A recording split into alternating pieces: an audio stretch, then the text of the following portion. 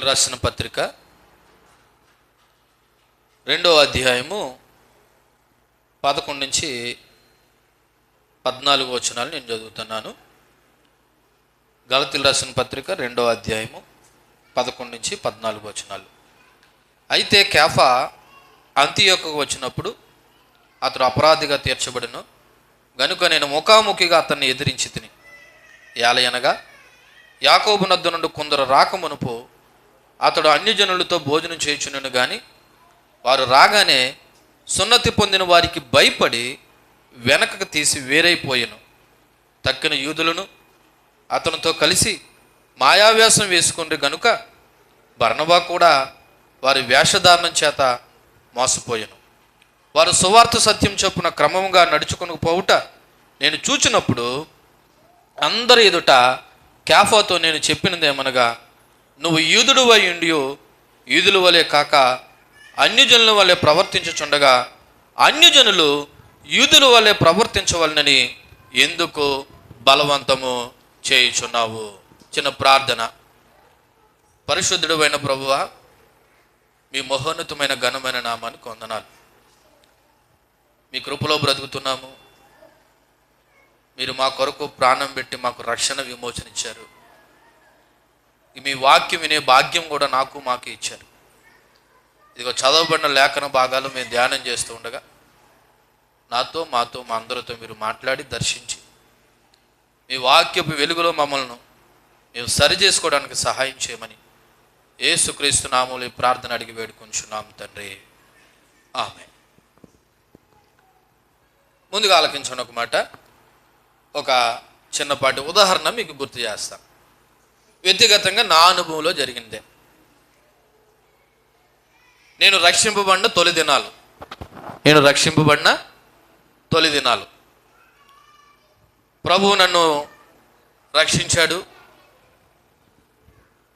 అయితే ఆ తొలి దినాల్లో నేను ఒక దైవజనుడిని చూశాను. ఆ దైవజనుడు పాపంలో ఉన్నాడు. ఎక్కడున్నాడు? పాపంలో ఉన్నాడు. నేనా కొత్తగా రక్షణ పొందాను. ఓ రకంగా చెప్పాలంటే చాలా చిన్నవాడిని. ఏ విషయంలో? ఆధ్యాత్మికంగా అప్పుడే జన్మించిన వాడిని. ఆ దైవజనుడు చాలా పెద్దోడు, కానీ ఒకనొక పాపంలో ఉన్నాడు. అది నాకు తెలిసింది. చెప్పాలా వద్దా? చెప్పాలంటే నాకు ధైర్యం చాలట్లేదు. ఎందుకంటే నేను చిన్న కుర్రోడిని అంటే అలాంటి చిన్న కుర్రోడిని కాదు, అంటే అప్పుడే నూతనంగా రక్షింపబడిన వాడిని. అంత పెద్ద దైవజనుని పట్టుకుని మీరు పాపంలో ఉన్నారని నేను ఏం చెప్పగలను? ఆలోచన చేసుకున్నాను, ప్రార్థన చేసుకున్నాను. ఏదేమైనా విషయాన్ని చెప్పాలి. చెప్పకపోతే ఆయన అదే పాపంలో కొనసాగుతాడు. అదే పాపంలో కొనసాగితే ఆయనకి మంచిది కాదు, అంతేకాదు ఆయన తోటి వారికి కూడా మంచిది కాదని ఆలోచన చేసి మొత్తానికి దేవుడిచ్చిన ఒక ఆలోచన మేరకు ఏం చేశానంటే నా ఆలోచనలన్నీ ఒక కాగితం మీద రాశాను. ధైర్యంగా మాట్లాడలేక నా ఆలోచనలన్నీ ఏం చేశాను, ఒక కాగితం మీద రాసి మొత్తానికి ఆ కాగితాన్ని ఒకరోజు నా దైవజనుని చేతిలో పెట్టేసి నేను వెళ్ళిపోయాను. తర్వాత ఏం జరిగింది? ఒప్పుకున్నాడా, విడిచిపెట్టాడా అన్నది తర్వాత విషయం. కానీ నాకు ధైర్యం చాలక ఆ తొలి దినాల్లో నా ఆలోచనలు ఏం చేశానంటే ఆ కాగితం మీద పెట్టి రాసి ఇచ్చేశాను. ఎందుకు నా ఉద్దేశం అలా ఇవ్వడానికి గల కారణం ఏంటో తెలుసా? దైవజనుడే తప్పులో ఉంటే పాపంలో ఉంటే ఆ సంఘానికి ఏమని బోధిస్తాడు? అంతేకాదు తన ఇతరులకు మాదిరి కాలేకపోతాడు. కాబట్టి ఏదేమైనా చేసి చెప్పాలన్న ఆలోచనలో భాగంగా ఎప్పుడో చాలా దినాల క్రితం జరిగినటువంటి దాన్ని మీకు ఈ విషయం జ్ఞాపకం చేస్తున్నాను. ఎందుకు జ్ఞాపకం చేశానంటే ఇప్పుడు మనం చదువుకున్నటువంటి ఈ లేఖన భాగంలో కూడా అటువంటిదే తారసపడ్డది. ఏంటంటే పౌలు కేఫా అనబడుతున్న పేతుర్ని ముఖాముఖిగా అందరూ ఎదుట ఏం చేశాడంట? గద్దించాడంట. పౌలు ఎప్పుడోడు, పేతురు ఎప్పుడోడు? పేతురు యేసు ప్రభుతో 3.5 సంవత్సరాల పరిచర్యలో ఉన్నవాడు. ఆ మాటకు వస్తే అపోస్తుల్లో అందరిలో పెద్దవాడు. అటువంటి వాడిని పట్టుకుని నిన్నగాక మొన్న మారినటువంటి పౌలు అందరూ ఎదుట గద్దించడం అంటే అది మామూలు విషయం కాదు. అయినా సరే ఎందుకు గద్దించవలసింది అన్నది మనం ఈ రోజున నేర్చుకోబోతా ఉన్నాం. కాబట్టి ఒకసారి ఆలోచన చేయండి. గలతీయులకు రాసిన పత్రిక 2వ అధ్యాయము 11వ వచనంలో, అయితే కేఫా అంతియొక్కకు వచ్చినప్పుడు అతడు అపరాధిగా తీర్చబడెను. అయితే అనే మాట ఒకసారి ఆలోచన చేస్తే గత వచనాల నుండి మీకు కొన్ని విషయాలను జ్ఞాపకం చేస్తూ, అపోస్తలుడైనటువంటి పౌలుని అన్యజనులకు ఒక మరి అపోస్తలుగాను, అలాగే పేతుర్ని యూదులు అనబడుతున్న సున్నతి పొందిన వారికి ఒక అపోస్తలుగాను ఎంచారు. కాబట్టి నేను దైవ దర్శనం ప్రకారమే యెరూషలేముకు 2వ మారు వెళ్ళాను. అది కూడా ఎందుకు వెళ్ళానంటే, నేను క్రీస్తు పేరట ప్రకటిస్తున్న సువార్త వ్యర్థం కాకూడదని స్తంభాలుగా ఎంచబడిన వారితో నేను పర్సనల్గా మాట్లాడి వివరించి చెప్పాను. వాళ్ళు మొత్తానికి ఇది దేవుని కృప అని కనుగొని వాళ్ళు మాకేం చేశారంటే, అపోస్తులుగా పిలువబడ్డానికి లేదా ఉండడానికి మాకేం చేశారు తెలుసా, వాళ్ళతో పాటు పాలువారమనించి వాళ్ళు కుడి చేయను మాకు ఇచ్చారు. కాకపోతే చిన్న రిక్వెస్ట్ కోరారు. ఆ రిక్వెస్ట్ ఏంటంటే, బేదలను జ్ఞాపకం చేసుకోండి అని గత 2వ అధ్యాయంలో 1 నుంచి 11 వచనాల యొక్క సారాంశం. అయితే ఈ 11వ వచనంలో అయితే కేఫా అంటే ఇది జరిగిన తర్వాత కేఫా అనబడుతున్న పేతురు ఒక రోజున అంతియొక్కకి వచ్చాడు. ఈ అంతియొక్కకి స్థానిక సంఘ కాపి ఎవరంటే పౌలు గారు. ఈ అంతియొక్క సంఘానికి లేదా అంతియొక్కలో ఉన్నటువంటి సంఘాల్లో అదే ఒక సంఘం, గలతీల్లో ఉన్న సంఘాల్లో ఒక సంఘము. ఈ స్థానిక సంఘ కాపి ఎవరంటే పౌలు గారు. సో మరి పౌలు గారు ఉన్న ఈ సంఘానికి పేతురు భక్తుడు బహుశా ఆయన రాక ఉద్దేశం ఏంటో ఇక్కడ తెలియపరచబడలేదు, కానీ మొత్తానికి వచ్చాడు, విజిట్ చేశాడు. బహుశా నేను అనుకుంటున్నాను ఆ రోజుల్లో అంతియొక్క పట్టణము యూదులకు యూదేతరులకు ఒక పెద్ద ప్రముఖమైనటువంటి మరి కేంద్ర స్థానం కలిగి ఉన్నది. అంటే ఆ రోజున యూదులు అనబడుతున్న క్రైస్తవులకి, అన్ని జనుల్లో నుండి వచ్చిన ఆ క్రైస్తవులు అనబడుతున్న వారికి అదొక ప్రముఖ కేంద్రంగా ఉంది. కాబట్టి అంతియొక్క పట్టణంలో చాలామంది మిషనరీలు వచ్చారంట. మిషనరీలు అంటే దేవుని పేరట సేవ చేయడానికి బయటకు వచ్చిన వాళ్ళు. కాబట్టి ఆ సంఘానికి పేతురు భక్తుడు దర్శించాడు. అయితే ఆ దర్శించే సమయంలో మరి పౌలు అతను చూసినప్పుడు అపరాధిగా ఎంచాడంట. ఏ విషయంలో ఎంచాడన్న దాని గురించి మాట్లాడడానికి ముందు మరి ఇక్కడ పౌలు ఎందుకు అపరాధిగా ఎంచాడంటే, పేతురు కంటే గొప్పోడని చెప్పుకోవడానికి కాదు, అలాగని పేతురు కంటే నాకు అన్నీ తెలుసని కూడా కాదు. అయినా ఎందుకు ఆ విధంగా మరి పేతురుని గద్దించవలసిందంటే, సువార్త సత్యానికి వ్యతిరేకంగా ప్రవర్తించాడు. ఏంటండి? సువార్త సత్యానికి వ్యతిరేకంగా ప్రవర్తించాడు. ఆ సువార్త సత్యం ఏంటన్నది తర్వాత వచనంలో చెప్తాను, ఎందుకు వ్యతిరేకించవలసి వచ్చిందో లేదా గద్దించవలసి వచ్చిందో. అయితే ఇక్కడ ఒక విషయాన్ని గమనించాలి. ఎంతటి భక్తులైనా పొరపాట్లు చేసే అవకాశం ఉంది. అలాగే వీడు గొప్ప దైవజనుడు, చెప్తే ఏమన్నా అనుకుంటాడేమో అని మనం చెప్పకుండా ఉన్నామంటే మనము కూడా సువార్త సత్యానికి వ్యతిరేకంగా జీవించిన వారమే లేదా ప్రవర్తించవలసిన వారమే ఉన్నాం. కాబట్టి దైవజనుడైనా విశ్వాసైనా ఏ ఒక్కరైనా సువార్త సత్యానికి వ్యతిరేకంగా జీవిస్తే ఖచ్చితంగా సరిచేయవలసిన బాధ్యత, అవసరమైతే ఒక్కోసారి విశ్వాసీ సేవకుని సరిచేయచ్చు, సేవకుడు కూడా విశ్వాసం ఏం చేస్తాడు? సరిచేస్తాడు. ఏ విషయంలోనూ? సువార్త సత్యానికి వ్యతిరేకంగా జీవిస్తే. అందుకే కొన్నిసార్లు దేవుడు బిలాముకి బుద్ధి చెప్పడానికి దేన్ని వాడుకున్నాడు? నయమాన్ అనబడుతున్నటువంటి వాడు కుష్ఠరోగం పోవడానికి దేవుడు ఎవరిని వాడుకున్నాడు? ఆ ఇంట్లో పనిచేసే చిన్నదాన్ని వాడుకున్నాడు. అంటే దేవుడు మేలు చేయడానికి, బుద్ధి చేయడానికి ఎవరినైనా వాడుకుంటాడు. కాకపోతే అలా వాడుకున్నప్పుడు, చెప్పినప్పుడు మనం గ్రహించాలి. పేతురు భక్తుడు కూడా పౌలు నేను కాక మొన్న వచ్చి నాకు చెప్తున్నామని కూడా అనలేదు. ఎందుకంటే సువార్త సత్యానికి వ్యతిరేకంగా ఎవరు బ్రతికినా, అది పాస్టర్ గారైనా విశ్వాసైనా సరే, తప్పకుండా ఏం చేయాలంటే గద్దించాలి. ఆ మాటని ఇక్కడ పౌలు భక్తుడు మరి అంతియొక్కకి పేతురు వచ్చినప్పుడు నేను అపరాధిగా ఎంచాను కాబట్టి నేను ముఖాముఖిగా అతన్ని ఏం చేశాను? ఎదిరించాను అంటున్నాడు. ఎదిరించాడన్న మాటకి లెక్కలేని తనంతో ఎదిరించిన విధానం కాదు. ఆయన మరలా చెప్తున్నాను, ఆయన సువార్త సత్యానికి వ్యతిరేకంగా జీవించాడు. నేను ఇందాక ఉదాహరణ చెప్పాను కదా, ఏమని చెప్పాను? ఒక దైవజనుడు పాప విషయంలో ఎలా ఉన్నప్పుడు అన్నది ఎందుకు చెప్పానంటే, దైవజనుడు సంఘానికి బోధించేవాడు. ఆయనే దారి తప్పితే సంఘంలో వాళ్ళు దారి తప్పుతారు. కాబట్టి ఆయన సువార్త సత్యానికి వ్యతిరేకంగా ఉన్నాడు. కాబట్టి ఎట్టి పరిస్థితుల్లోనే సరే ఏం చేయాలా? సరిదిద్దాలా. గద్దించాలన్నది ఉద్దేశం కాదు, సరిదిద్దాలా. ఆ సరిదిద్దడానికి నేను ఎన్నుకున్న మార్గం అది. కానీ కంపల్సరీ ఎంతటి వారైనా, ఏ స్థాయిలో వారైనా వాక్యానికి వ్యతిరేకంగా బ్రతికితే సరిదిద్దవలసిన అవసరత ఉంది. సో దీని నుండి మనం నేర్చుకోవాల్సిన విషయాలను ఒకటి జ్ఞాపకం చేసుకుందాం. ఎట్టి పరిస్థితుల్లోనూ మనలో వేషధారణ అనేది ఉండకూడదు. ఏముండకూడదు?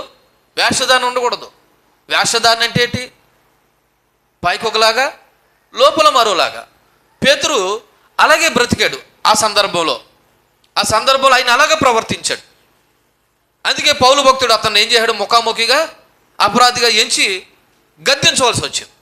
కాబట్టి దేవుని బిడ్డల్లో మనలో ఏముండకూడదు అనమాట? వేషధారణ అనేది ఉండకూడదు. రెండోది, తోటి విశ్వాసుల్లో కానీ సేవకుల్లో కానీ ఎవరైనా సువార్త విరోధంగా ఉన్నప్పుడు గద్దించాలి, బుద్ధి చెప్పాలి.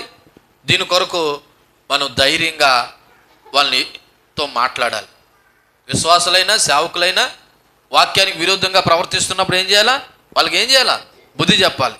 మూడోది, సంఘ క్షేమాభివృద్ధి కొరకు ఎంతటి వారైనా దిద్దుబాటు అవసరం. సంఘ క్షేమాభివృద్ధి కొరకు ఎంతటి వారైనా వాళ్ళకి ఏమవసరం? పాస్టర్ గారు చెప్పకూడదు, దేవుడే చూసుకుంటాడని అనేట్టు గొప్ప మాటలు మాట్లాడకండి. పౌలు అలాగ అనుకోలేదు. పెద్దయ్య గారు, పేతురు గారు దేవుడే చూసుకుంటాడని అనలేదు. దేవుడు చూసుకుంటాడు సర్వసంగతే. జరగపోవలసిన నష్టం జరిగిపోతుంది. కాబట్టి ఒకవేళ ఇన్ కేసు నేనైనా తప్పు చేస్తే మీరేం చేయాలి? సంఘం అనబడుతున్న మీరు సరిదిద్దాలి. లేదా మీరు తప్పు చేసినా ఒక సేవకునిగా నేనేం చేయాలి? సరిదిద్దాలి, గద్దించాలి. దానికి విధానాలు ఉన్నాయి. వ్యక్తిగతంగానా, ఇద్దరు ముగ్గురు సాక్షుల, లేకపోతే మరో రకంగా అన్నది అది ఆ తర్వాత విషయం. కానీ సంఘ క్షేమాభివృద్ధి కొరకు ఎంతటి వారైనా దిద్దుబాటు అవసరం. ఎందుకంటే సంఘానికి ఒక జవాబుదారీతనం ఉంది. దేవుని నామానికి మహిమ కలుగును గాక.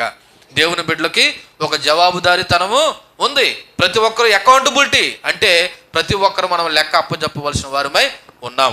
కాబట్టి అది ఏంటన్నది, ఆ అపరాధిగా పౌలు ఎంచబడ్డం ఏంటన్నది ఒకసారి ఆలోచించడానికి ముందు మిమ్మల్ని కొన్ని ప్రశ్నలు వేయాలనుకుంటున్నా. అందులో మొదటి ప్రశ్న ఏంటంటే, మన సంఘంలో ఎవరైనా దారి తప్పుతుంటే, సువార్త సత్యానికి వ్యతిరేకంగా ప్రవర్తిస్తుంటే మనం బుద్ధి చెప్తున్నామా? వాళ్ళని సరి చేయగలుగుతున్నామా? అలా సరి చేయడానికి కావలసినటువంటి సువార్త సత్యం ముందు నీలో ఉందా? మనలో మనమాట. పేతురు వాక్యం తెలిసినవాడా, తెలియనివాడా? అయినా సరే ఆయన ఏం చేశాడు? కావాలని కాకపోయినా మొత్తానికి పొరపాటు చేశాడు. పౌలు భక్తుడు సరి చేశాడా లేదా? మరి ఈరోజున సంఘంలో మన తోటి విశ్వాసులు, సహోదరులు కూడా ఆయా సందర్భాల్లో తప్పిపోతున్నప్పుడు మనం ఎందుకు సరి చేయలేకపోతున్నాం? అంటే సువార్త సత్యానికి వ్యతిరేకంగా జీవిస్తున్నప్పుడు మనం ఎందుకు వాళ్ళ బుద్ధి చెప్పలేకపోతున్నాం? ఒకవేళ నీకు డౌట్ ఏమనంటే, మేము చెప్పాలనుకుంటున్నామండి, వాళ్ళు ఎక్కడ తిరుగుబాటు చేస్తారేమో అని. తిరుగుబాటు చేస్తే ఆ తర్వాత విషయం, ముందు నువ్వు చెప్పాలి కదా. రెండో ప్రశ్న, అలా చెప్పడానికి ముందు నీలో సువార్త సత్యం ఉండాలి కదా. నీలో సువార్త సత్యం లేకుండా అవతల వ్యక్తి నువ్వు ఎలా బుద్ధి చెప్పగలవు? సువార్తకు అనుగుణంగా నువ్వు జీవించాలి కదా. మూడోది, నువ్వు ఆ పాపాన్ని కానీ, ఆ సత్యాన్ని కానీ, ఆ అబద్ధాన్ని కానీ చూడనట్టుండి నాకేం పర్లేదనుకుంటే ఆ ప్రభావం నీ మీద కూడా పడుతుంది. ఎలాగో చెప్పనా? నీ పక్కనున్న ఆమె ఒక రోత అంటించుకుని వచ్చేసింది. ఒక రోత ఏం చేసుకుని వచ్చింది? అంటించుకుని వచ్చేసింది. నువ్వు అంటించుకోలేదు, పక్కనే ఉన్నావు. ఆ కొంపు నీకు కొడతాదా కొట్టదా? ఆ ప్రభావం నీ మీద పడతాదా పడదా? అలాగే సంఘములో ఎవరు సువార్త సత్యానికి వ్యతిరేకంగా జీవించినా దాని ప్రభావం ఏదో రోజున తప్పకుండా సంఘంలో మిగతా వారి మీద కూడా పడుతుంది. అందుకే కొరింథీయులు రాసిన పత్రికలో ఓ సందర్భంలో పౌలు భక్తుడు అంటాడు, మీలో ఒక వదంత గలదు, ఇదిగో ఒకడు తన తండ్రి భార్యను, పిన తండ్రిని ఉంచుకున్నాడంట. ఇది అన్యజనుల్లో కూడా ఇటువంటిది జరగదని చెప్పేసి పౌలు భక్తుడు చాలా సీరియస్గా తీసుకున్నాడు. ఎందుకు తెలుసా? పులిసిన పిండి మొత్తం ముద్దనంతా ఏం చేస్తుంది? పాడు చేస్తుంది. కాబట్టి ఎంతటి వారైనా, ఏ స్థాయిలో వారైనా సరిదిద్దవలసిన అవసరత ఎంతైనా ఉంది. దేవుని నామానికి మహిమ కలుగును గాక. కాబట్టి ఇప్పుడు 12వ వచనం చదువుతా ఉన్నాను. నేను ముఖాముఖిగా ఎదిరించి తిని యాలయనగా యాకోబు నొద్ద నుండి కొందరు రాకమునుపు అతడు అన్యజనులతో భోజనం చేయుచుండెను, కానీ వారు రాగానే సున్నతి పొందిన వారికి భయపడి వెనక తీసి వేరైపోయాను. ఇప్పుడు ఇంతకీ ఇతను చేసిన పొరపాటు ఏంటంటే ఇక్కడ రాయబడి ఉన్నది. పేతురు అపరాధిగా ఎంచబడిన గల కారణం ఏంటంటే సున్నతి పొందిన వారికి భయపడ్డాడంట. ఎవరు? పేతురు గారు. సో భయపడి అప్పుడు దాకా అన్యజనులతో, అన్యజనులు అంటే ఎవరు? సున్నతి పొందలేనివారు. సున్నతి పొందలేని వాళ్ళతో భోజనం చేస్తున్నాడంట. అలా భోజనం చేసే సమయానికి ఎవరు వచ్చారంట? యాకోబు దగ్గర నుండి కొంతమంది సున్నతి పొందిన వారు వచ్చారంట. వాళ్ళని చూసి వెంటనే ఏం చేశారంటే ప్లేట్ కాడి నుంచి, మన భాషలో చెప్పాలంటే కంచం కాడి నుంచి లేచేసారంట. ఎవరికి భయపడి? ఎవరికి భయపడి? సున్నతి పొందిన వారికి భయపడి. ఇక్కడ 3 విషయాలు జ్ఞాపకం చేస్తాను. ఫస్ట్ ఏంటంటే, మరి ఈ కొందరు రాకమునుపు పేతురు అన్యజనులతో కలిసిపోయాడు, అన్యజనులతో భోజనం చేశాడు. దేవుని దృష్టిలో సున్నతి పొందినవారు, సున్నతి పొందలేని వారు అనే భేదం లేదని కూడా పేతురు నమ్మాడు.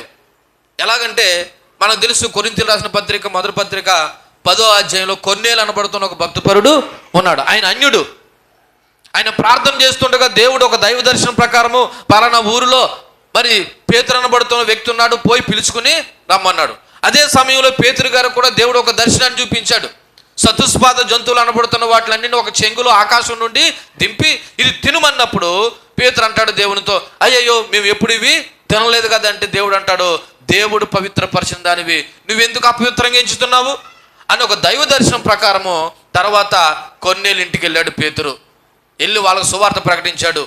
వాళ్ళకి సువార్త ప్రకటిస్తుండగా పరిశుద్ధాత్మ దేవుడు వారి మీద కూడా వచ్చాడు. వచ్చి వాళ్ళ భాషలతో మాట్లాడడం మొదలెట్టారు. అప్పుడు పేతురుకి అర్థమైంది, సువార్త సత్యము, రక్షణ సున్నతి పొందిడా పొందలేదా అన్న దాని మీద ఆధారపడలేదు. ఆయన తన కృపలో విశ్వసించిన వారందరికీ కూడా ఏమిస్తున్నాడు? తన ఆత్మను కుమ్మరిస్తాడని నమ్మి వాళ్ళతో పాటు ఏం చేశాడంట? కలిసి భోజనం చేశాడు. మన భాషలో చెప్పాలంటే నో క్యాస్ట్ ఫీలింగ్. ఎవరికి? పేతురు గారికి. ఇలా బాగానే నడుస్తుంది. అంతియోకోకు వచ్చాడు. అంతియోకోలో కూడా అక్కడ ఉన్న అన్యజనులతో, అనగా సున్నతి పొందని వారితో కలిసి భోజనం చేస్తున్నాడు. అదే సమయానికి యాకోబు యొద్ద నుండి, అంటే హెడ్ క్వార్టర్ నుండి, యెరూషలేము నుండి కొందరు వచ్చారంట. వాళ్ళు ఎవరంటే సున్నతి పొందిన వాళ్ళు. వాళ్ళని చూసి పేతురు ఏం చేశాడంట? భయపడి గబక్కమని మన భాషలో చెప్పినట్టు కంచం దగ్గర నుంచి లేచేసాడంట. అది ఎవరు చూశారనమాట? పోయి పౌలు దృష్టిలో పడ్డాడు. ఎవరో? పేతురు గారు. సో అదండి ఈయన చేసిన పొరపాటు. ఇకపోతే రెండోది, యాకోబు యొద్ద నుండి కొందరు వచ్చారు అన్నాను కదా. వాళ్ళు ఎవరంటే బహుశా సున్నతి సంస్కారాన్ని ఆచరించేవాళ్ళు. అంటే అర్థం ఏంటో తెలుసా? మనం ఎంత ప్రభువుని నమ్ముకున్నా సున్నతి చేయించుకోవాలి, లేదా ధర్మశాస్త్ర సంబంధమైన ఆచారాలు పాటించి తీరాలి అని క్రీస్తు మీద నమ్మకంతో పాటు ధర్మశాస్త్ర గ్రంథం మీద ఉన్న విధులు ఆచారాలు పాటించేవారు యాకోబు నుండి ఏం చేశారంటే, యాకోబు దగ్గర నుండి కొంతమంది వచ్చారు. ఇకపోతే మూడోది, యాకోబు యొద్ద నుండి రాగానే పేతురు వారికి భయపడి వెనకకు తీసి వేరే అయిపోయాను అని ఉంది. సో ఈ మాటను మనం ఇక్కడ జ్ఞాపకం చేసుకుందాం. ఇక్కడ పేతురు చేసిన ఒక పెద్ద తప్పు మనం గమనిస్తున్నాం. దేవుడే రక్షణ విషయంలో యూదులను కానీ అన్యజనులను కానీ ఎటువంటి వ్యత్యాసము చూపించలేదు. కానీ పేతురు మాత్రం ఆ విషయం తెలుసుండు కూడా ఇక్కడ ఏం చేశాడు తెలుసా? వాళ్ళకు భయపడి వెనకకి తీసి వేరైపోయాడు. అంటే ఇక్కడ దేవుని చిత్తం కంటే, దేవుని మాట కంటే యాకోబు యొద్ద నుండి వచ్చిన వారిని బట్టి పేతురు ఏమైపోయాడంటే భయపడినట్టు కనబడుతుంది. ఇప్పుడు చెప్పండి, ఇప్పుడు పేతురు మనుషులకు భయపడ్డా, దేవునికి భయపడ్డా? ఎవరు భయపడ్డాడు? మనం కూడా కొన్నిసార్లు మనుషులకు భయపడి దేవునికి వ్యతిరేకంగా బ్రతుకుతున్నాం. ఎగ్జాంపుల్ చెప్పనా? 3వ రోజు గోద్దరికి వెళ్ళి ముద్దట్టకపోతే ఊరు వాళ్ళందరూ ఏమనుకుంటారో? ఎవరికి భయపడి? ఎవరికి భయపడి? మనుషులు భయపడి మనం ఎలా బ్రతుకుతున్నాం? దేవునికి వ్యతిరేకంగా బ్రతుకుతున్నాం. ఇప్పుడు పేతురు కూడా అలాగే సున్నతి పొందిన వారిని చూసి ఏం చేశాడంటే భయపడి తింటున్నటువంటి కంచంగా నుంచి ఏం చేశాడు? లేచి వెళ్ళిపోయాడు. అంటే ఇప్పుడు ఎవరికి భయపడ్డాడు ఈయన? క్రైస్తవులు అనబడుతున్నాం, మనం కూడా ఎవరికి భయపడుతున్నాం? కొన్నిసార్లు మనుషులు భయపడుతున్నాం. భయపడండి, మంచిదే. కానీ దేవుని కంటే దైవ వ్యతిరేకంగా నువ్వు ప్రవర్తించడానికి కాదు మనుషులు భయపడేది. ఎంత గొప్ప భక్తి కలిగిన పేతురు మనుషులకు భయపడి ఏం చేశాడంటే దేవునికి వ్యతిరేకంగా ప్రవర్తించాడు. అంటే ఒక రకంగా చెప్పాలంటే మన భాషలో సువార్త సత్యాన్ని పక్కన పెట్టేశాడు అనమాట. ఎవరికి భయపడి? అమ్మా ఆలకిస్తున్నారా? ఎవరికి భయపడి? మనుషులకు భయపడి ఎవరిని? సువార్త సత్యాన్ని పక్కన పెట్టేశాడు. ఈ రోజున నేను కూడా ఒక సేవకునిగా ఎన్నో సందర్భాల్లో అమ్మ అలాగ ఉండకూడదు, మనం అలా చేయకూడదు, ఇలా ప్రవర్తించకూడదు, ఇలాగ మనం ఉండకూడదు, ఇది లోకానుసారము, ఇది దైవానుసారము అని చెబుతా ఉన్నా సరే కొన్నిసార్లు మనం కూడా మనుషులకు భయపడో, లేకపోతే దయ్యానికి భయపడో, లేదా సాతానికి భయపడో ఏదో జరిగిపోతుందని మనం ఏం చేస్తున్నాం? దేవునికి వ్యతిరేకంగా బ్రతుకుతున్నావా లేదా? చెప్పండి చెప్పండమ్మా. బ్రతుకుతున్నారు. మరి అలా బ్రతుకుతున్నప్పుడు ఏం చేయాలి? మరి పేతుని గద్దించినట్టు వాక్యానుసారంగా బ్రతికే ఏ వ్యక్తి అయినా గద్దించవలసిన అవసరం ఉందా లేదా? ఉంది. దీన్ని బట్టి గద్దించవలసిన అవసరం ఉంది, గద్దించాలి కూడా. ఒకవేళ అలా గద్దించకపోతే సువార్త సత్యానికి ఆటంకం కలిగించిన వారము అవుతాం. కాబట్టి మనం నేర్చుకోవాల్సిన విషయాలు ఒకసారి ఆలోచన చేస్తే, విశ్వాసులు మనుషుల యొక్క ఆమోదం కంటే దేవుని యొక్క ఆమోదానికే ఎక్కువ ప్రాధాన్యత ఇవ్వాలి. రెండోది, విశ్వాసంలో స్థిరత్వం ఉండాలి. మనుషులు ఉన్నప్పుడు ఒకలాగా, మనుషులు ఒకలాగా లేనప్పుడు ఒకలాగా ఉండకూడదు. అంతేకాదు, నా వైపు చూడండి, ఒక సేవకుడిగా, ఒక నాయకుడిగా నేనే సరైన విధంగా లేననుకో, ఇప్పుడు ఆ ప్రభావం ఎవరి మీద పడుతుంది? మంచిగా ఉంటే మంచి ప్రభావం పడుతుంది, చెడుగా ఉంటే చెడు ప్రభావం. ఇప్పుడు పేతురు లాంటోడు ఒక పెద్ద దైవజనుడు, అపోస్తుల్లో ప్రథముడు. అటువంటి వాడు మంచిగా ఉంటే మంచి ప్రభావం పడుతుంది. కానీ ఈయన ఎలా ప్రవర్తించాడు? ఆ సందర్భంలో ఎలా ప్రవర్తించాడు? చెడుగా ప్రవర్తించాడు. మరి చెడుగా ప్రవర్తిస్తే ఆ ప్రభావం మిగిలిన వారి మీద పడదా? ఆల్రెడీ అక్కడ బర్నబడుతున్న వ్యక్తి మీద కూడా పడ్డది. ఎందుకంటే ఇప్పుడు ఏమంటారు తెలుసా?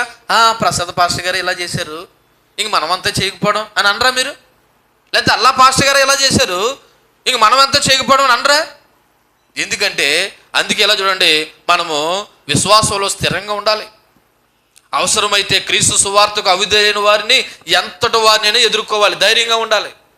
ఆయన ఎంత పెద్ద దైవజనుడు అయినా వాక్య వ్యతిరేకంగా ఉంటే ఏం చేయాలి? అయ్యగారు మీరు చేస్తున్నది తప్పు, అమ్మగారు మీరు చేస్తున్నది తప్పు, లేకపోతే తోటి సహోదరుడు నువ్వు చేస్తున్నది తప్పు అని చెప్పగలగాలి. అలా చెప్పగలగాలంటే మిమ్మల్ని ఒక ప్రశ్న వేస్తున్నాను. ముందు నువ్వు ఆచార వ్యవహారాలు పాటించకుండా ఉండాలి. నువ్వు లోక సంబంధిగా ప్రవర్తించకుండా ఉండాలి. ఏటో ఆచార వ్యవహారాలు చెప్పనా? కొన్ని ఉదాహరణ, ముహూర్తాలని, మంచి రోజులని, కీళ్ళని, ఎదురు చూడాలని, ఆలను పిలిపించుకొని, ఈలు పంపించుకొని, ఇవన్నీ ఏ సంబంధమైనవి? లోక సంబంధమైన. ఈ లోక సంబంధమైన పాటించే నువ్వే అవతల వరకు ఏం చెప్తావు? చెప్పలేవు. అందుకు ఇప్పుడు ఏమవుతుందో తెలుసా? నువ్వు నోరు మూసుకుని ఉంటాను, నేను నోరు మూసుకుని ఉంటాను, ఇద్దరు కలిసి ఏం చేద్దాము? గోతులోకి పోదాం. అందుకే మనం ప్రభు నమ్ముకున్నది. వాక్యాన్ని వింటున్నప్పుడు వాక్యానుసారంగా బ్రతకడానికి మనము ప్రయత్నం చేయాలి. అందుకు దేవుని కృపను కోరుకోవాలి. ఎందుకు పదే పదే దైవ సేవకులు అనబడుతున్న వారు ఎందుకు మిమ్మల్ని గొంతు సించుకుని ఇలాగ ఎందుకు అరుస్తున్నారు, ఎందుకు ప్రకటిస్తున్నారంటే మనము సత్యము ఎరిగి ఉన్నాము. ఇప్పుడు సర్వసత్యంలోకి నడిపించబడాలి. దేవుని నామానికి మహిమ కలుగును గాక. దేవుడే సత్యము, యేసుక్రీస్తే సత్యము, సువార్తే సత్యము. ఆ సత్యాన్ని తెలుసుకున్న మనము సర్వసత్యంలో కంటే తెలుసా, దేవుడు ఎలా బ్రతకమన్నాడో అలా బ్రతుకులాగా మనం సర్వసత్యంలోకి నడిపించబడాలి.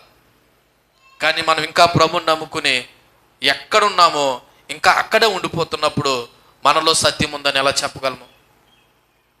విశ్వాసులు మనిషి లేదా మానవ లోక అభిప్రాయాల కంటే దేవుని అభిప్రాయాలకి విలువ ఇవ్వాలి. వాళ్ళు చెప్పారనో వీళ్ళు చెప్పారనో కాదు, అసలు దేవుడు ఏం చెప్పాడన్నది నువ్వు తెలుసుకోవాలి. దేవుని నామానికి మహిమ కలుగును గాక. ఒక్కోసారి పౌలులాగా సంఘంలో విభేదాలు కలిగి ఉంటే నువ్వు వచ్చి పరిష్కరించాలి కూడా. ఇవన్నీ మనం చేయాలంటే ముందు మన సువార్త సత్యం మనము ఎరిగి ఉండాలా. మనము లోకానుసారులుగా ప్రవర్తించకుండా ఉండాలి. దేవుని నామానికి మహిమ కలుగును గాక. 13వ వచనం చదువుదాం. 2వ అధ్యాయము 13వ వచనం. తక్కిన యూదులను అతనితో కలిసి మాయావేషం వేసుకున్నారు గనుక బర్నబా కూడా వారి వేషధారణ చేత మోసపోయాను. మోసపోయాడంట.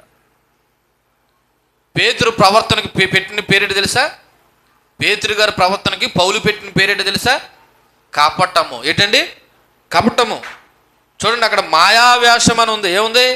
మాయావేషము, కపటము. ఎందుకంటే పేతురు నమ్మింది ఒకటి, ప్రవర్తించేది ఒకటి. ఏమి నమ్మాడైనా?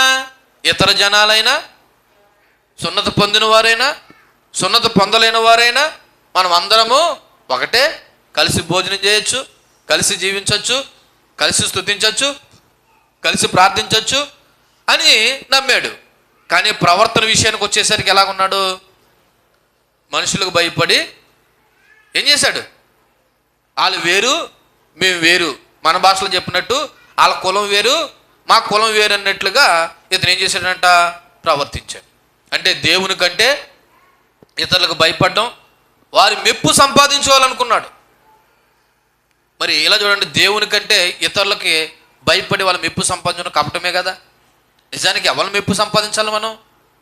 బలా నమ్మకమైన దాసుడా దాసురాలని ఎవరు అనాలి మనల్ని? మరి దేవుడు అనాలంటే దేవుడు మెచ్చినట్టుగా చేస్తే దేవుడు అంటాడా? దేవునికి మెచ్చనట్టుగా అనగా నచ్చనట్టుగా చేస్తే దేవుడు అంటాడా? మరి మెచ్చినట్టుగా చేయాలన్నప్పుడు మనలో కపటం ఉండకూడదు కదా. మీకు ప్రారంభంలో చెప్పాను, మరలా చెప్తున్నాను, నువ్వు చేసే ఏ పనైనా ఏ ఉద్దేశంతో చేస్తున్నావో దేవుడు తెలుసు.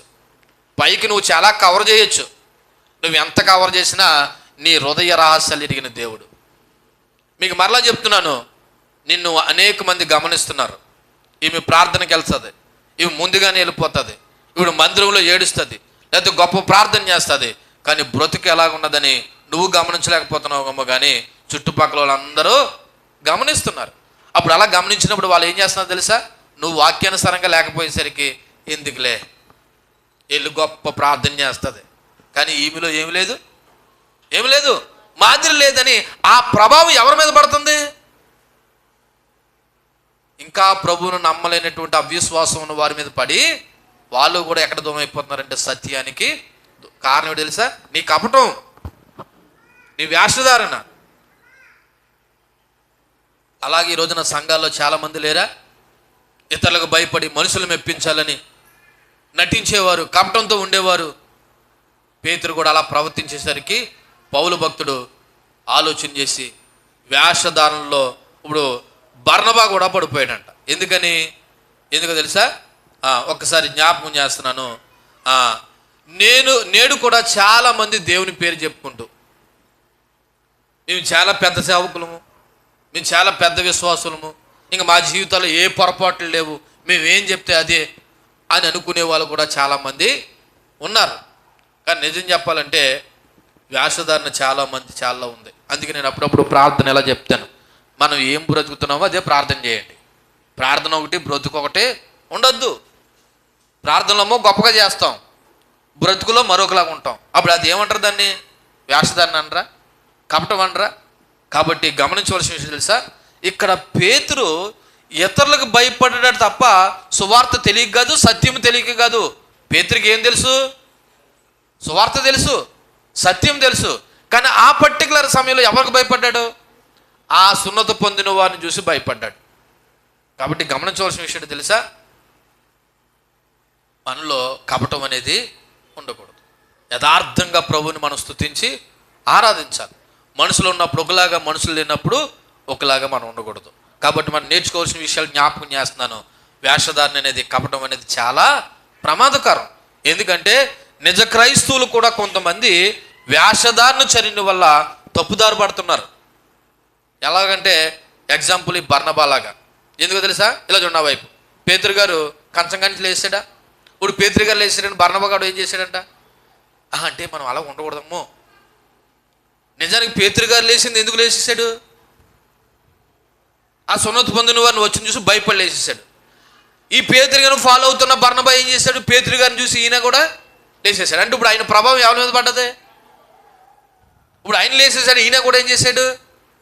ఇప్పుడు ఆయన మోసం చేస్తే ఇప్పుడు కూడా ఈయన ఎక్కడ పడిపోయాడు? ఈయన కూడా మోసంలో పడిపోయాడు. అందుకే ఇలా చూడండి, ఈ సమయంలో మిమ్మల్ని ఒక స్పెషల్ రిక్వెస్ట్ ఏంటంటే, ఏ మనుషుల్ని ఆదర్శంగా తీసుకోకండి, యేసుక్రీస్తును తప్ప. యేసుక్రీస్తునే మాదిరిగా తీసుకోండి, యేసుక్రీస్తుని ఆదర్శంగా తీసుకోండి. మనుషులు అనబడుతున్న వారు ఎక్కడో చోట ఏదో విధంగా ఏం చేస్తున్నారు? తప్పులు చేస్తున్నారు. అందుకే పౌలు భక్తుడు అంటాడు, నేను క్రీస్తును పోలి నడుచుకున్నాను కాబట్టి నన్ను పోలి నడుచుకోండి అంటున్నాడు. అంటే మనం ఏం చేయాలంటే, యేసు ప్రభు ఎలా బ్రతికాడో, యేసు ప్రభు ఎలా జీవించాడో అలాగే జీవించే విధంగా ఆయన మాదిరి మనము తీసుకోవాలి. చర్చ్ నాయకులుగా ఉన్నవారు ఒకవేళ మీరు మాదిరిగా తీసుకుంటే, నా అనుభవంలో నుండి ఒక మాట చెప్తాను. ఇందాక ప్రారంభంలో చెప్పినట్టే, ప్రారంభ దినాల్లో నేను చిన్నపిల్లడిగా ఉన్నప్పుడు, అంటే బహుశా అప్పుడు 5వ తరగతి ఎంతో చదువుతున్నాను, ఒక దైవజనుడు ఆదర్శంగా తీసుకొని, దైవజనుడి దగ్గర ఉన్నాం కాబట్టి మనం ఎలా ఉండాలో తెలుసా? చాలా పద్ధతిగా ఉండాలని అనుకునేవాడిని. అలా పద్ధతిగానే ఉన్నాను కూడా. అదే దైవజనుడు దారి తప్పినప్పుడు ఇలా చూడండి, నా వైపు నాకు ఒక ఆలోచన వచ్చింది. దైవజనుడే వాక్యం చెప్పేవాడు ఎలా నడుస్తుంటే, ఆయన కూడా తిరుగుతున్నా నేను ఎందుకు బిగబెట్టుకుని ఉండాలా? నాకు వచ్చిన అనుభవాన్ని చెప్తున్నాను, నేను ఎవరితో చెప్తలేదు. ఒక దైవజనుడు కూడా తిరుగుతున్న నేను, దైవజనుడే విచ్చలవిడిగా పాపం చేస్తున్నప్పుడు దైవజ వెంబడి తిరుగుతున్న నేను ఎందుకు బిగబెట్టుకుని ఉండాలా? కాబట్టి నేను కూడా ఏం చేస్తాను? పాపం చేస్తానని పాపం చేశాను. అంటే ఎవరి ప్రభావం ఎవరి మీద పడుతుంది? ఎవరి ప్రభావం ఎవరి మీద పడుతుంది? పాపం అంటే మీరు పెద్దగా ఊహించుకోకండి, దేవుడు త్రోవ నుండి తప్పిపడ్డే పాపం. గమనించండి, ఇక్కడ మనం నేర్చుకోవాల్సిన విషయాలు తెలుసా? నాయకులకు ఉన్నవారు తప్పుదారి పడుతున్నప్పుడు మనం తప్పుదారి పడతాం కాబట్టి మనం ఎవరిని ఆదర్శంగా తీసుకుందామంటే దేవుణ్ణి ఆదర్శంగా తీసుకుందాం. నీ జీవితంలో కూడా ఇటువంటి వేషధారణ జీవితం ఉంటే ఒకసారి ఆలోచన చేసి సరి చేసుకో. సేవకులు ఉంటే ఒకలాగా, సేవకులు లేకపోతే ఒకలాగా వద్దు. మనుషులు ఉంటే ఒకలాగా, మనుషులు లేకపోతే మరోలాగా కూడా వద్దు. ఇది మంచిది కాదు. పేతురు అలాగే నటించాడు, అలాగే ప్రవర్తించాడు. నువ్వు ఒక క్రైస్తవ విశ్వాసివి కాబట్టి నీ ప్రభావం పక్కోళ్ళ మీద ఉంటుంది కాబట్టి ఒళ్ళు జాగ్రత్తగా పెట్టుకుని చాలా చక్కగా ప్రవర్తించాలి. ఈ రోజున క్రైస్తవులు అనేకులకు ఆదర్శవంతంగా ఉండాలి. అలా ఉండడానికి దేవుడు మనకి సువార్తను ఇచ్చాడు. కానీ మనం ఏం చేస్తున్నాం తెలుసా? కపట సహోదరులాగా, కపట మిత్రులాగా ప్రవర్తిస్తున్నారు. ఒకవేళ నువ్వు వేషధారి కాకుండా ఉండాలంటే క్రీస్తును పోలి నడుచుకో. ఎవరిని పోలి నడుచుకో? క్రీస్తును పోలి నడుచుకో. అలా లేనప్పుడు ఇలా చూడు, నువ్వు కూడా మోసంలో పడిపోతావు. ఎవరిలో పడిపోతావు? మోసంలో పడిపోతావు. ఎందుకంటే ఏ పాపము లేనటువంటి దేవుడు మనకు మాదిరి చూపించి పోయాడు. ఆయన వెంబడించండి. చివరిగా 14వ వచనం చదివి మనం ముగించుకునే ప్రయత్నం చేద్దాం. వారు సువార్త సత్యము చొప్పున క్రమముగా నడుచుకొని పోవుట నేను చూచినప్పుడు అందరి ఎదుట కేఫాతో నేను చెప్పిందేమనగా, నువ్వు యూదుడు అయ్యుండి యూదుల వలె కాక అన్యజనుల వలె ప్రవర్తించుచుండగా అన్యజనులు యూదుల వలె ప్రవర్తించవలనని ఎందుకు బలవంతము చేయుచున్నావు? ఇక్కడ 3 విషయాలు ప్రధానంగా జ్ఞాపకం చేసుకుందాం. అందులో ఒకటి తెలుసా? ఆ పేతురంట సువార్త సత్యం చొప్పున క్రమంగా నడుచుకోలేదంట. అంటే ఇక్కడ ఉన్న మనం అందరం ఏ విధంగా నడుచుకోవాలా? ఏది? క్రమంగానే. దేన్ని ఆధారం చేసుకుని? సువార్త సత్యం. ఏటి సువార్త? యేసుక్రీస్తే సువార్త. మరి యేసుక్రీస్తు ఎలా నడిచాడో అలాగే నడవడమే క్రమము. మరి ఈ రోజున మనం అలా నడుస్తున్నామా? పేతురు గారంట సువార్త సత్యము క్రమం చొప్పున ఏం చేయలేదంట? నడవలేదంట. మరి క్రైస్తవులు అనబడుతున్నవారు ఇప్పుడు ఏ క్రమంలో నడవాలి? ఇలా చూడండి, నా వైపు మీకు నచ్చిన క్రమంలో కాదు. సువార్త ఏం చెప్తుంది, వాక్యం ఏం చెప్తుంది, యేసుక్రీస్తు అనబడుతున్న దేవుడు మనకి ఏం చెప్పాడు, ఆ క్రమంలో నడవాలి. ఇప్పుడు ఆ క్రమంలో నడకపోతే మనం అక్రమంగా నడుస్తున్నామనే కదా అర్థం. పేతురు భక్తుడు అక్రమంగా నడిచాడు ఆ సందర్భంలో. అందుకే సువార్త సత్యం చొప్పున క్రమంగా నడకపోట నేను చూచినప్పుడు ఏం చేశాడంట? అందరి ఎదుట కేఫాతో నేను చెప్పిందేమనగా. ఇప్పుడు ఆయన అందరి ఎదుట గద్దించాడా? కొందరు ఎదుట గద్దించాడా? కొన్నిసార్లు అందరి ఎదుట గద్దించాలి. కొన్ని విషయాలు కొన్ని పర్సనల్గా గద్దించవలసి వచ్చినప్పుడు పర్సనల్గా గద్దించాలి, అది వేరే విషయం. ఇప్పుడు అందరి ఎదుట గద్దించామనుకో, ఉదాహరణకి మీకు అర్థమని చెప్తున్నాను, ఓ అమ్మా పడుకోకో అని అన్నాను అనుకో, ఇప్పుడు ఆ హెచ్చరిక ఎవరికి సంబంధించింది? ఆ పడుకోవద్దన్న మనిషి సంబంధించిందా? అందరికీనా? అంటే ఆమెనే హెచ్చరించాడంటే లెక్క నేను పడుకుంటే నన్ను కూడా ఏం చేస్తాడు ఈయన? హెచ్చరిస్తాడని ఒక భయంతో కొన్ని మీకు అర్థం అవ్వాలని చెప్తున్నాను, అందరి ఎదుట హెచ్చరించాలి. ఇప్పుడు పేతురు భక్తుడు కానీ ఆ సమయంలో పౌలు కానీ అందరి ఎదుట హెచ్చరించలేదనుకో, తర్వాత పర్సనల్గా వెళ్ళి పిలిచి పేతురు నువ్వేంటి అలా చేసావు ఆయన అడిగాడు అనుకో, ఒకవేళ మనలో మనమాట పౌలు అప్పుడు పేతురు కవర్ చేసుకుని ఏదో చెప్పాడు అనుకో, ఈ విషయం బయట వాళ్ళకి అందరికీ తెలుస్తుందా? అందుకని నేను ఏం చేశాడు, అందరి ఎదుట బుద్ధి కలగాలని, మిగిలిన వాళ్ళు కూడా క్రమం నేర్చుకోవాలని. హల్లెలూయా. ఇక్కడ మనం గమనించవలసిన విషయం అది. ఆయన అందరి ఎదుట ఎందుకు కేఫాతో బహిరంగంగా మాట్లాడవలసి వచ్చిందంటే, అయ్యే పేతురు నువ్వు ఎవరు సత్యం ప్రక్కన నడవట్లేదు, సువార్త సత్యము క్రమం చొప్పున నడవట్లేదు. కాబట్టి నువ్వు ఎందుకు ఎలా ప్రవర్తిస్తున్నావు? నువ్వు యూదుడువై ఉండి ఎలా ప్రవర్తిస్తున్నావు? అన్యజనులా ప్రవర్తిస్తున్నావు. అంటే అర్థం ఏంటో తెలుసా? నువ్వు నిష్ఠా గరిష్టాలు కలిగి యూదుడు ఆహార నియమాల్లో ఎంత ఖచ్చితంగా ఉండాలో నీకు తెలుసు. కానీ యేసుక్రీస్తు సువార్త ద్వారా నీకు తెలిసిన విషయం ఏంటో తెలుసా? యూదుడని లేదు, గ్రీసు దేశస్థుడని లేదు, అన్యుడని లేదు, సున్నత పొందిన వాడని లేదు. కాబట్టి నువ్వు అందరితో కలిసిపోయి ఎలా ప్రవర్తిస్తున్నావు? అన్యజనుల్లా ప్రవర్తిస్తున్నావు. మరి నువ్వేటి అన్యజనుడిని యూదుల్లా బ్రతకమని చెప్తున్నావు? నువ్వేమో యూదుడు అయి ఉండి అన్యజనుల్లా ప్రవర్తిస్తున్నావు, మంచిదే. మరి అన్యజనుని యూదుల్లా బ్రతకమంటావేటి? అంటే అర్థం ఏంటో తెలుసా? యూదుడు ఏ ఆచారాలు అయితే పాటిస్తాడో, ఏ ఆహార నియమాలు అయితే పాటిస్తాడో అలా పాటించమని నువ్వు అన్ని జనులు అడుగుతున్నావేటి? ఇలా అడగడమో ఇలా ప్రవర్తించడం మంచిది కాదు కదా అని పౌలు భక్తుడు పేతురుని ఏం చేశాడంటే గద్దించాడు. దీన్ని బట్టి మనం నేర్చుకోవాల్సిన విషయం తెలుసా? పేతురు గారు మాటలు ఒకలాగా ఉన్నాయి, క్రియలు ఒకలాగా ఉన్నాయి. ఇప్పుడు ఏది ముఖ్యమన్నమాట? ఏది ముఖ్యము? క్రియలు ముఖ్యము. అందుకే విశ్వాసం అనే దాని గురించి మనం మాట్లాడినప్పుడు యేసుక్రీస్తునందు విశ్వాసం ఉంచాలి, విశ్వాసంతో పాటు క్రియలు కూడా ఉంచాలి. పేతురు భక్తుడికి దేవుడు అంటే ఎంతో విశ్వాసం, కానీ ఆ పర్టికులర్ సందర్భంలో ఆయన తన క్రియ ఏం చేశాడంటే తప్పాడు. కాబట్టి గమనించండి, దీన్నే సువార్త సత్యము అంటారు. ఏంటి సువార్త సత్యము? యేసుక్రీస్తు చెప్పిన మాట ప్రకారం క్రమం చొప్పున నడిస్తేనే నువ్వు సువార్త సత్యంలో ఉన్నట్టు. యేసుక్రీస్తు చెప్పనట్టు నువ్వు నడుస్తున్నావంటే నువ్వు సువార్త సత్యంలో లేనట్టే. అందుకే కొద్దిగా పౌలు సొరవ తీసుకుని ఏమైనా పర్లేదని పేతుర్ని బహిరంగంగా అందరి ఎదుటే ఏం చేశాడంట? గద్దించాడనే విషయాన్ని జ్ఞాపకం చేస్తున్నాడు. కాబట్టి ఇక్కడ మనం నేర్చుకోవాల్సిన విషయం ఏంటి తెలుసా? సువార్త సత్యం చొప్పున నడవకపోతే వారు ఎంతటి వారైనా సరే వేషధారులే. అండర్లైన్ చేయండి. సువార్త సత్యం చొప్పున నడవకపోతే వాళ్ళు ఎంతటి వారైనా, ఎవరంటండి? ఇప్పుడు ఉదాహరణకి నన్నే తీసుకుంటున్నాను. నేను ఎంత వాక్యం చెప్పి వాక్యానుసారంగా నడవలేదనుకో, ఇప్పుడు నేను దేవుని దృష్టిలో ఎవరినే? మీ దృష్టిలో మంచి పాస్టర్ గారినే. మా పాస్టర్ గారు సూపర్ చెప్పారని మీరు అనొచ్చు, కానీ ఆ సూపర్గా చెప్పినట్టు నేను సూపర్గా బ్రతకలేదనుకో, ఇప్పుడు నేను ఎవరినమాట చెప్పనమ్మా? వేషధారిని. వాడు ఎంతటి వాడైనా సువార్త సత్యానికి వ్యతిరేకంగా బ్రతుకుతున్నాడంటే వాడు వేషధారే. ఇక్కడ పేతురు సువార్త సత్యానికి వ్యతిరేకంగా ప్రవర్తించాడు కాబట్టి పౌలు భక్తుడు ఇలా గద్దించవలసి వచ్చింది. కాబట్టి పేతురు అన్యజనులతో భోజనం చేసే విషయంలో వెనక తీశాడు. ఏది తీశాడు? వెనక తీశాడు.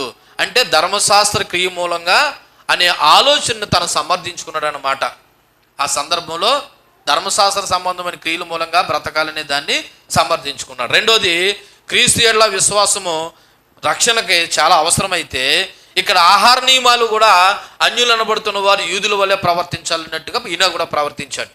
నిజానికి రక్షణ ఎలా కలుగుతుంది? యేసుక్రీస్తునందు విశ్వాసం మూలంగా కలుగుతుంది. కానీ ఈయన ఎలాగ ఆలోచన చేశాడు? యేసుక్రీస్తునందు విశ్వాసంతో పాటు యూదుల వల్లే ఆహార నియమాల్లో పాటించాలన్నట్టుగా ఈయన కూడా ప్రవర్తించాడు. అంతేకాకుండా మూడోది, యూదులు అన్యజనుల కంటే గొప్పలు, ఈ సున్నత లేని వాళ్ళు తక్కువ వాళ్ళు అన్నట్టుగా ప్రవర్తించినట్టు ఉంది. నా వైపు చూడండి. అందరూ ఆదాము సంతానం నుండే వచ్చాం. దరిద్రం మన భారతదేశంలోని కుల వ్యవస్థ ఉంది. కానీ ఈ కుల వ్యవస్థను బట్టి ఈ రోజున సమాజంలో ఇంకా హెచ్చుతగ్గులు ఉన్నాయా లేదా? విచిత్రం ఏంటంటే క్రైస్తవులు అనబడుతున్న వారిలో కూడా ఉన్నాయి హెచ్చుతగ్గులు. అలాంటి ఉంటే ఇప్పుడు పేతురు గారు ప్రవర్తించినట్టు మనం కూడా ప్రవర్తిస్తున్నామని అర్థం.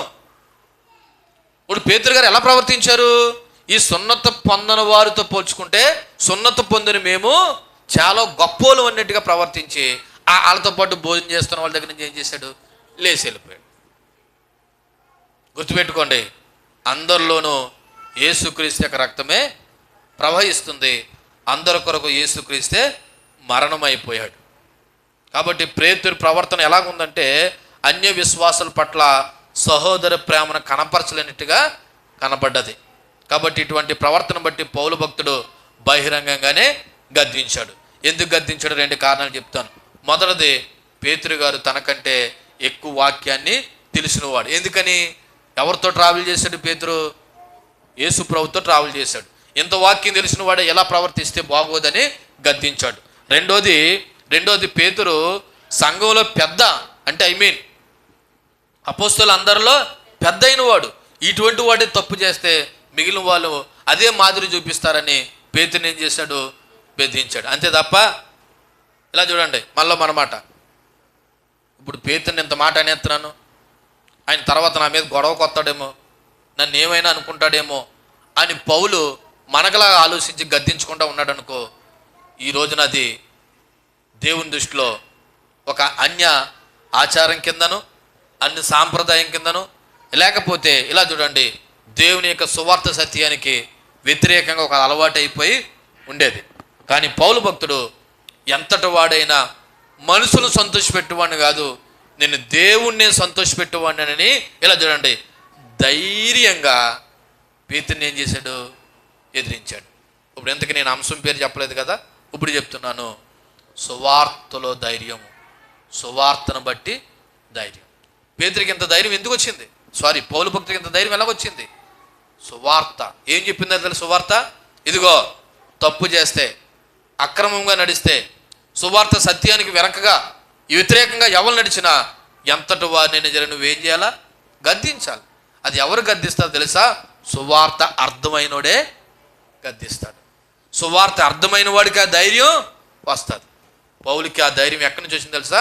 సువార్త ఎవరు చెప్పారు ఆయనకి? స్వయాన యేసుక్రీస్తు ఆయనకి బోధించాడు.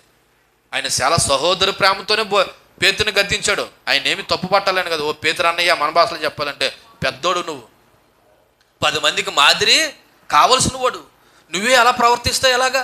నిన్ను చూసిన వాళ్ళందరూ ఎలా ప్రవర్తిస్తారని ఒక సహోదర ప్రేమతోనే సువార్త ధైర్యాన్ని బట్టి ఆయన గద్దించాడు తప్ప వేరే దురుద్దేశంతో కాదు అనే విషయాన్ని మనము గ్రహించాలి. కాబట్టి మనం నేర్చుకోవాల్సిన విషయాలు ఏంటో తెలుసా? సువార్త సత్యం నీకు కూడా అర్థమైతే నువ్వు కూడా ధైర్యంగా బ్రతుకుతావు. రెండోది, వేషధారులు ఎవరైనా ఉంటే వాళ్ళని ఎదుర్కొంటావు. మూడోది, విశ్వాసులు సువార్త సత్యానికి అనుగుణంగా జీవించాలనేది నీకు అర్థం కావాలి. విశ్వాసాలను పడుతున్న మనం ఎలా జీవించాలి? సువార్త సత్యానికి అనుగుణంగా జీవించాలి. నాలుగోది, పేతును సరిదిద్దినట్టు నువ్వు కూడా సంఘంలో ఎవరైనా వేషధారునితో బ్రతుకుతుంటే వాళ్ళని కూడా ఏం చేయాలంటే సరిదిద్దాలి. అలా సరిదిద్దాలంటే మొదట నువ్వు కూడా నీ తోటి వారిని సువార్త సత్యానికి అనుగుణంగా నువ్వు నడుస్తున్నావా మొదట, అలాగే మిగిలిన వారిని కూడా నడిపిస్తున్నావు అన్నది ఆలోచన చేయాలి. ఒకవేళ సువార్త సత్యం నీకే అర్థం కాకపోతే ఇలా ప్రార్థన చేయ, ప్రభా నీ సత్యం నాకు ఇంకా పూర్తిగా అర్థం కాలేదు, నీ సువార్త సారాంశాన్ని నేను పూర్తిగా గ్రహించలేదు, అందుకే నాలో ధైర్యము చెడిపోయింది. ఒక మాట చెప్పి నేను ముగిస్తాను. కొన్నిసార్లు లోక సంబంధమైన విషయాలకు భయపడి మనం ముందుకు వెళ్ళిపోతున్నాం తెలుసా? ఎందుకు భయపడుతున్నా తెలుసా? నీలో ఏమి లేదు? సువార్త ధైర్యము లేదు. సువార్త ధైర్యం ఉంటే, సువార్త సత్యం నీలో ఉంటే ఈ లోక సంబంధమైనవి నన్ను ఏమీ చేయలేవు, నాలో ఎవరున్నారు? క్రీస్తున్నాడు, సువార్త ఉంది అని ఎక్కడ లేని ధైర్యం నీకు వస్తుంది. నేను గుర్తుపెట్టుకోండి, నేను మళ్ళీ చెప్తున్నాను అందరికీ, ఈ రోజున ఎవరైనా అన్య సంబంధమైన విధానాల్లో ఆచారాల్లో ఉంటున్నారంటే దానికి కారణం వాళ్ళకి ఇంకా సువార్త అర్థం అవ్వలేదు, సువార్తలో ఉన్న ధైర్యం కూడా వాళ్ళకి అర్థం కాలేదు. అందుకే వాళ్ళు దేని భయపడుతున్నారు? లోకాన భయపడుతున్నారు, లోక ఆచారాలు భయపడుతున్నారు. నేను అనుకుంటాను వాక్యం తెలిసిన వాడిని, వీళ్ళకి ఇంకా సువార్త అర్థం కాలేదు, సువార్తలో ఉన్న ధైర్యం ఏంటన్నది వీళ్ళకి అర్థం కాక వీళ్ళు ఎలా ప్రవర్తిస్తున్నారని ఈజీగా వీళ్ళ నిజ క్రైస్తవులో వేషధారణ క్రైస్తవులు మనము చెప్పగలుగుతాం. అందుకే నేను ముగిస్తూ మీకు అందరికీ రిక్వెస్ట్ చేసే మాట ఏంటంటే, ముందు సువార్తను మీరు అర్థం చేసుకోండి. సువార్త అంటే ఏంటి? యేసుక్రీస్తుని అర్థం చేసుకోండి. యేసుక్రీస్తు ఎలా బ్రతికాడో అర్థం చేసుకోండి. యేసుక్రీస్తు ఎలా బ్రతకమన్నాడో అర్థం చేసుకోండి. అప్పుడు మీలో ఏమొస్తుంది తెలుసా? ధైర్యం వస్తుంది. ఏమొస్తుంది? ధైర్యం వస్తుంది. ఏంటి ఆ ధైర్యం? సువార్త సత్యానికి వ్యతిరేకంగా ఎవడు జీవిస్తున్నా వాడికి బుద్ధి చెప్పాలనే ధైర్యం నీకు వస్తుంది. కానీ నువ్వే సువార్త సత్యానికి అనుసారంగా నడవలేదనుకో, నీలో ధైర్యం కాదు కదా, నువ్వే అక్రమమైన అజ్ఞాన మార్గంలో ఉన్నట్టుగా కనబడుతుంది. కాబట్టి గుర్తుపెట్టుకోండి, పేతురు లాంటి మహాభక్తుడు పౌలు ఎందుకు గద్దించవలసి వచ్చిందంటే, సువార్త క్రమం అలా చెప్పట్లేదు, సువార్త సత్యము వాక్యానుసారంగా నడవమని చెప్తుంది. కాబట్టి పేతురుని పౌలు భక్తుడు గద్దించాడు. ఇప్పుడు దీన్ని బట్టి ఎలా చూడండి, ఎవరిని పడితే అని గద్దించేస్తానని రెక్కలేసుకుని ఎగిరిపోకు. ముందు నువ్వు సువార్త సత్యం తెలుసుకో, సువార్తకు అనుగుణంగా నువ్వు నడువు. అప్పుడు అవతల వాళ్ళకి ఏం చెప్పు? బుద్ధి చెప్పు. దేవుడి మాటలు మన ఇంట్లో దీవించునుగాక. ఆమేన్. కళ్ళు మూసుకుందాం, కళ్ళు మూసుకుందాం. చెప్పబడిన వాక్యాన్ని బట్టి మనం అందరం కూడా ఒకసారి ఆలోచన చేద్దాం.